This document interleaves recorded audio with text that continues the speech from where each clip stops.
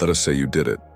You listened to the advice, you followed the map that society gave you, and after years of effort and sacrifice, you have finally arrived at the destination.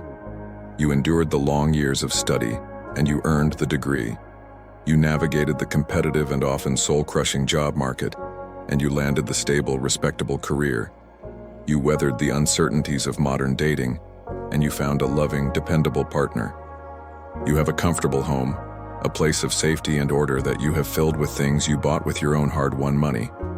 Your weekends are a pleasant and civilized mix of social engagements with good friends and quiet, relaxing hobbies. You are healthy. You are safe. You have, by every conceivable external metric, won the game of life. You have checked every box on the great unspoken checklist of happiness, and therefore, you should be happy. Your friends and family look at your life with a sense of admiration, perhaps even a touch of envy. They see you as a model of success, as someone who has figured it out. There is no logical, rational reason for you to feel anything other than a profound and unwavering sense of contentment and gratitude. But then, on a quiet Tuesday evening, after the work is done and the dinner is eaten and the television is flickering, a strange feeling begins to creep in from the edges of your awareness. It is not a loud or dramatic feeling. It is not sadness. It is not anger. It is a quiet, hollow, and deeply persistent emptiness. It is the strange and unsettling feeling that you are a spectator to your own life. You look at your beautiful home. You look at your loving partner. You look at the evidence of your successful career, and you feel a profound sense of detachment, as if you are watching a well-made film about someone else's good life.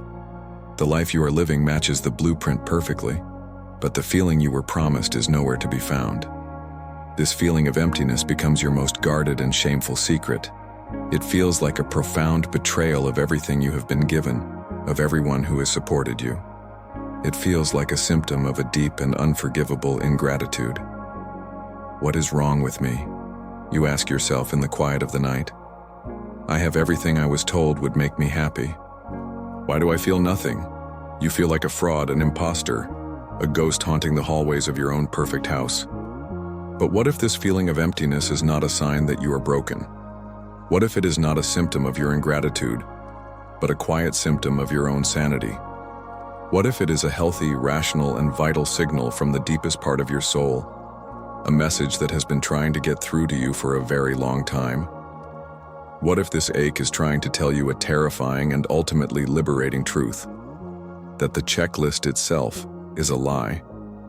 That the map you have been following your entire life, the map given to you by your culture, your parents, your education, leads not to the shores of a vibrant and meaningful life, but to the very center of a beautiful, comfortable, and soul-crushingly empty desert.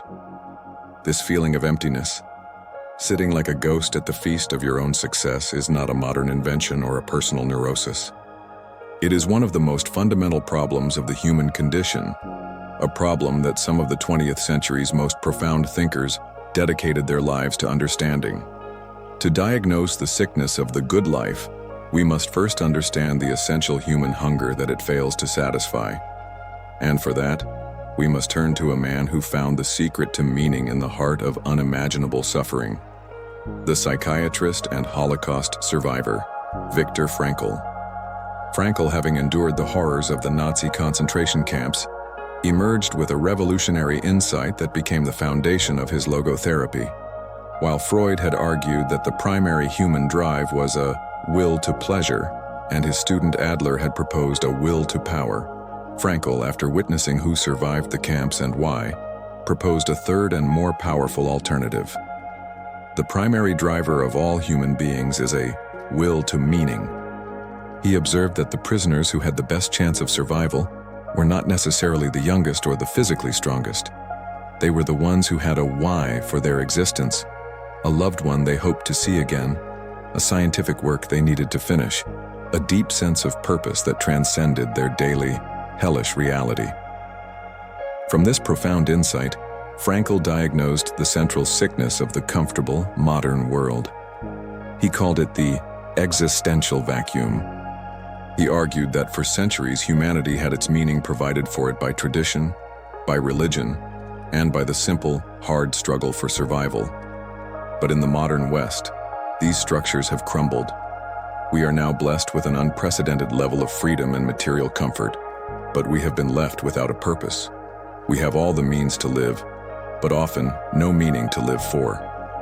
This existential vacuum, he said, manifests as a state of deep boredom, apathy, and a quiet, gnawing sense of emptiness. The good life, with its focus on comfort, security, and the pursuit of pleasure, is the perfect incubator for this vacuum. It is a life that meticulously provides for the body, but starves the soul.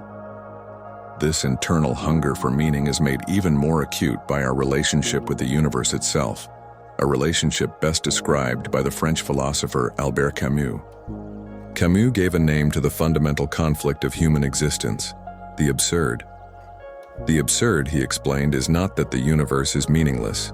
It is the unbridgeable gap, the permanent divorce between two things: our profound and desperate human need for meaning, reason, and clarity on one side, and the universe's cold, silent, and irrational indifference on the other. We are creatures who scream our questions about purpose into the cosmos, and the cosmos offers no reply.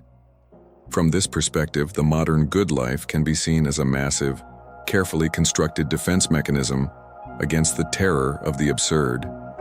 It is an attempt to build a small, well-lit, and predictable bubble of routine and consumption to shield us from the vast, chaotic, and indifferent reality that lies just outside our door. We fill our days with respectable career goals, with home improvement projects, with hobbies and social obligations, all in a desperate attempt to create a sense of order and purpose, to convince ourselves that we are in control, and to avoid ever having to sit in a quiet room and confront the silent universe. The emptiness you feel, then, is the feeling of the absurd seeping through the cracks of your defenses. It is the moment when the distractions fade, and the fundamental unanswered question of your existence returns. So, the diagnosis is twofold. The emptiness of the good life is a form of spiritual starvation. We have built a life that satisfies our will to pleasure, but we have forgotten to feed our will to meaning. We have constructed a beautiful, comfortable house to hide from the cosmic indifference, but we are slowly and quietly starving to death inside it. I do not speak of this existential vacuum as a distant philosophical theory. I speak of it as a place where I have lived. I know its landscape intimately. I know the taste of its stale, sterile air. For a significant part of my life, I was a devout follower of the checklist of happiness. I worked with a single-minded focus to build a life that would be seen as successful, stable, and good. And, to a large degree, I succeeded. I got the degree. I landed the good job in a respectable field. I built a stable, long-term relationship. I had a comfortable apartment filled with tasteful furniture.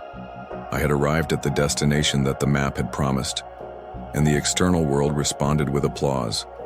I saw the quiet pride in my parents' eyes. I received the congratulations of my friends. I felt the comforting security of a predictable salary.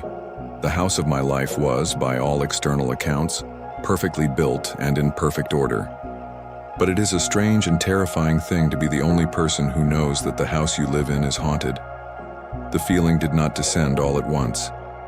It began as a quiet unease, a subtle dissonance that I could easily ignore during the busy parts of the day. But it was always waiting for me in the moments of stillness. It was the profound and inexplicable dread that would arrive on a Sunday evening, not because I was afraid of the coming week's challenges, but because I was afraid of its utter, soul-crushing predictability.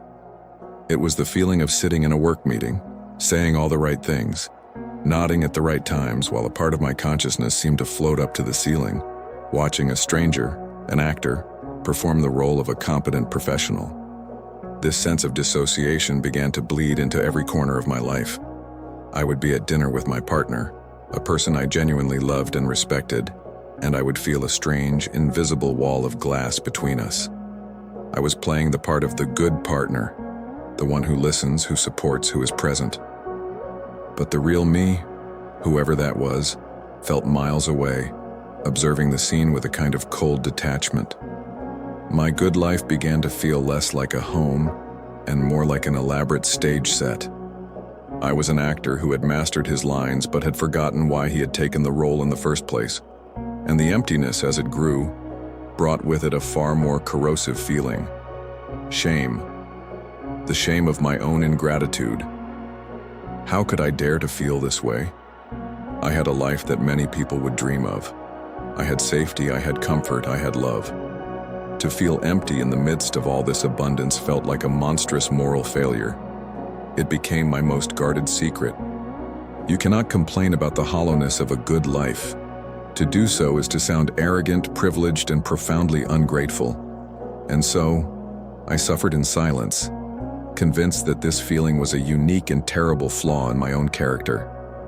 I was a ghost, haunting the hallways of a perfect house that everyone else admired from the outside.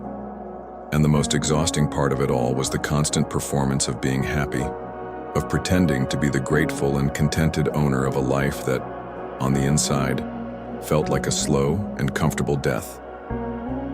The turning point was not a moment of inspiration, but a moment of surrender. The emptiness became so vast and so undeniable that the shame could no longer contain it. I had to finally admit the truth, first to myself, in the terrifying quiet of my own mind. The problem was not that I was broken or ungrateful. The problem was that my soul was starving. It was starving for a sense of purpose, for a why that the comfortable, predictable what of my life could not provide. This admission was terrifying. It meant that the map I had followed for my entire life was wrong. It meant that the house I had so carefully built was standing on a foundation of sand. But it was also the first breath of fresh air I had taken in years. It was the first, painful, and absolutely necessary step out of the empty house and into the terrifying, open desert of a life undefined. To stand in the ruins of a life you so carefully built is a terrifying moment. When you realize the map is wrong and the destination is a desert, the feeling is one of profound and dizzying freedom. But what do you do with that freedom? The great temptation is to simply search for a new checklist, a better map, a more exotic destination. But this is to repeat the same fundamental error. The emptiness does not come from having the wrong goals. It comes from the very belief that life is about arriving at a final destination called happiness. The true path out of the existential vacuum is to abandon the idea of arrival and to embrace the art of the quest. A quest does not have a final endpoint. Its meaning is forged in the struggle and the striving of the journey itself. The first step in any quest is to find your compass.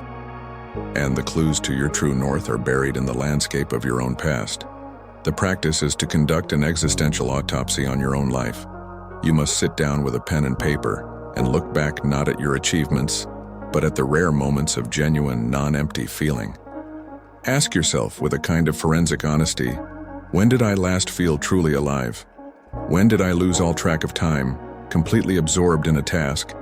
When did I feel a sense of deep and quiet purpose, even if, and especially if, the moment was a difficult one? Be a detective. Hunt for these moments. Perhaps it was struggling to learn a new skill. Perhaps it was being there for a friend in a moment of crisis. Perhaps it was a time you created something, however small, that was truly your own. These moments, these small islands of meaning in an ocean of emptiness, are your clues. They are the footprints of your authentic self, and they will point you in the direction of your why. Once you have gathered these clues, you can begin to define a direction for your future. You must give your life a telos, an ancient Greek word that means more than just a goal. It means an ultimate aim, an inner purpose, the end for which a thing is made. This is not about choosing a new career path. It is about choosing a central, guiding principle for your existence. The practice is to ask yourself a different kind of question. Not what do I want to have, but what do I want to serve? What is a problem in the world, however large or small, that breaks your heart and that you feel uniquely compelled to address? What is a value, be it beauty, truth, justice, or compassion, that you want your life to be a living testament to? Your telos is not a destination you will one day arrive at. It is the star on the horizon by which you navigate. A doctor's telos is not to simply earn a salary, but to embody the value of healing. An artist's telos is not to sell paintings, but to be a servant to the value of beauty. This gives your life a resilient and unshakable sense of direction. This brings us to the final and most paradoxical path. The good life is a project designed to eliminate suffering. A meaningful life is a project of choosing your meaningful suffering. Viktor Frankl wrote that, "What man actually needs is not a tensionless state, but rather the striving and struggling for a worthwhile goal." Once you have a telos, you must consciously choose a difficult quest in its service. You must take on a great and worthy burden. Start the difficult creative project. Commit to a cause that requires sacrifice. Dedicate yourself to a discipline that demands rigor and exposes you to the possibility of failure. This is the great inversion of the modern pursuit of happiness. The comfortable emptiness you felt in your good life is a form of suffering without meaning. A difficult quest is a form of suffering with meaning, and it is the meaning that makes all the difference. It transforms the pain from a sign of a life gone wrong into the very evidence of a life being truly and profoundly lived. We began this journey with a portrait of a life built from a flawless checklist: the good job, the stable relationship, the comfortable home. We stood inside that beautifully constructed house and wondered at the source of its strange and hollow echo. We can now see the truth. The checklist was not a map to fulfillment. It was a blueprint for a safe, respectable, and profoundly empty cage. The feeling of emptiness is not a sign that you have failed. It is a sign that you have succeeded at the wrong task. It is the predictable and sane response to a life that has been meticulously built, while its most fundamental component was ignored.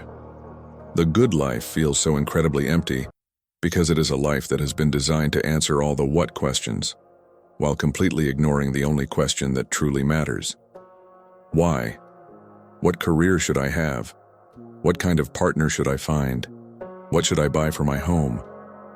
We are a culture obsessed with accumulating the right collection of whats, believing that if we just gather enough of them, they will magically add up to a life of meaning.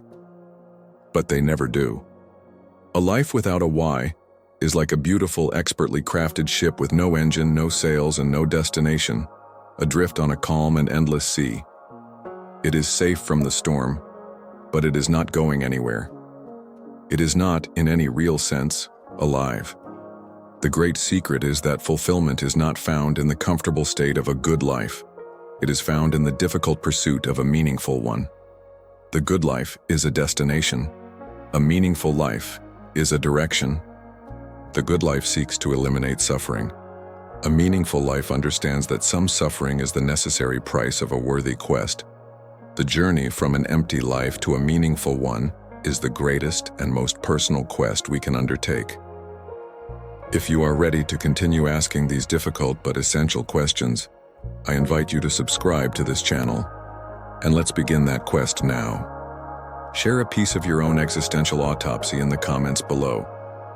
What is one thing you have done in your life that, despite being difficult, made you feel truly and profoundly alive? Your answer might be the very clue that another person needs to find their own why.